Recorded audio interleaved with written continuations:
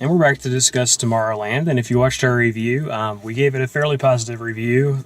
Couldn't talk a lot about the plot of the movie because that kind of takes away from the sense of spectacle, the sense of understanding the plot twists ahead of time. Takes away from it. So what you get in the trailer, and I got this feeling from the trailer that they were purposefully holding way back on showing you anything about what was happening in the movie. Like, I think there's only one trailer that actually shows Hugh Laurie, and only for like a second. They don't really get into what's going to happen. And my assumption was that they were going to send her into the future and give her some information and send her back to fix something along those lines. Yeah. It felt kind of like the plot of the Terminator, where they're sending someone back. And instead, this is what we got, is this sort of Terminator-style thing where the world is about to end, so they're sending all this information in. And that's like the first 2/3 of the movie, is you kind of figure that out. And then the twist is that, no, actually, we have to go back. There's not really Armageddon coming. It's not a foregone conclusion. It's that they've sort of manufactured that. They've planted the idea in people's heads, and everybody's just sort of resigned themselves to it. Yeah, the idea that something's probable, and we feed on that, and we make it happen when really you could change it. It's just harder to change it than it is to just go along with it. Yeah. And it's telling that they use NASA as the foundation, sort of. The father is a NASA scientist, and she gets discovered because she's trying to prevent them from destroying one of the NASA, it's like a launch platform or something. Cape Canaveral.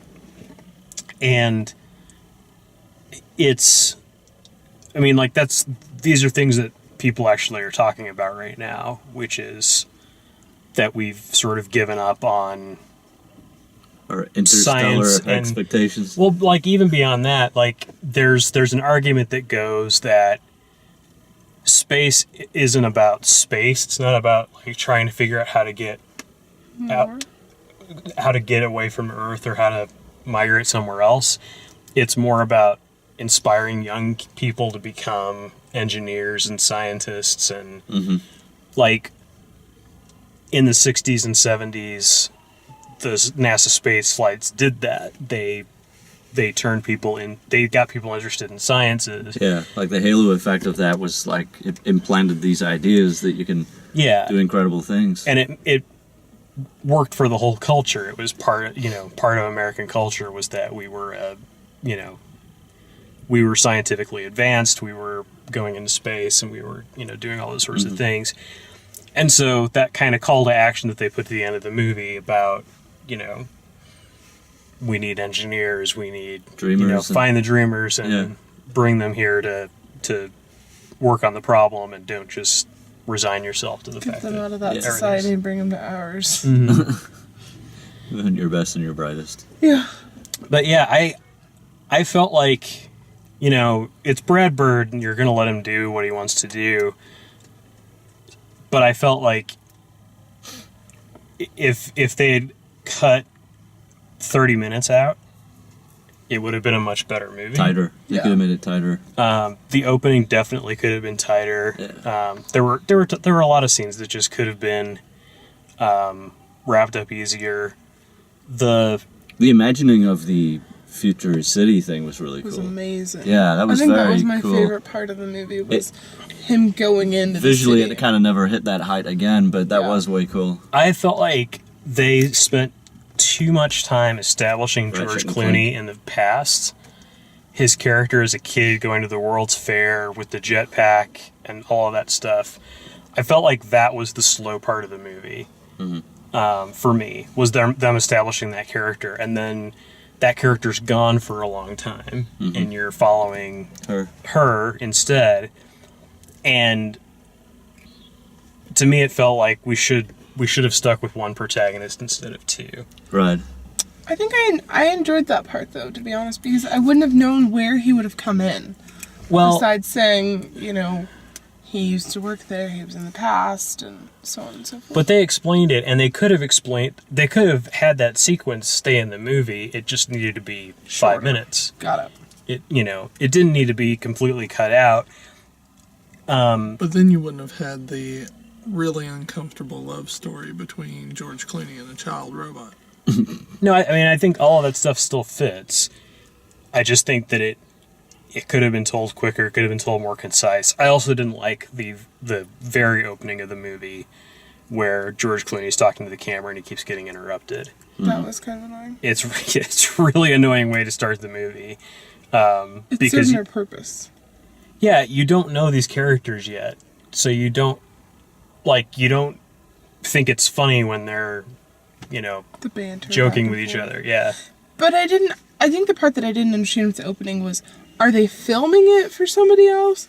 Or are they talking to a crowd? Like, it looks like they're filming it in the first part, and then at the end you see that they're talking to, a group of... That's intentional. You think it's people at first, but then it's the robots. No, at first I thought they were recording something to send out. Yeah, that's intentional. Yeah. Because until the twist is revealed, until they reveal that they've been basically brainwashing people into thinking that Armageddon's inevitable, you're supposed to think that The world ended. they're recording it to send out to more people or something like that. And then once you know what the twist is, then they can show you that, they built more robots and they're bringing all these engineers and dreamers or, whatever they are in.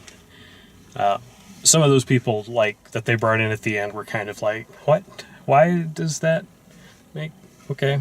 But one thing I did like with the people that they brought in, they didn't focus so much on just children or finding young scientists. I mean, they went with every category that was possible for, a person out there. So I like that part. Yeah.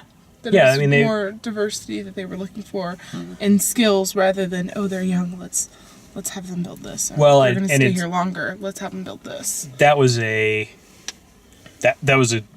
good choice, because what they did was they show you those people in their occupations. And it's so that you understand that we need this occupation, not we need to develop this little kid and say, well, one day this kid's going to invent such and such.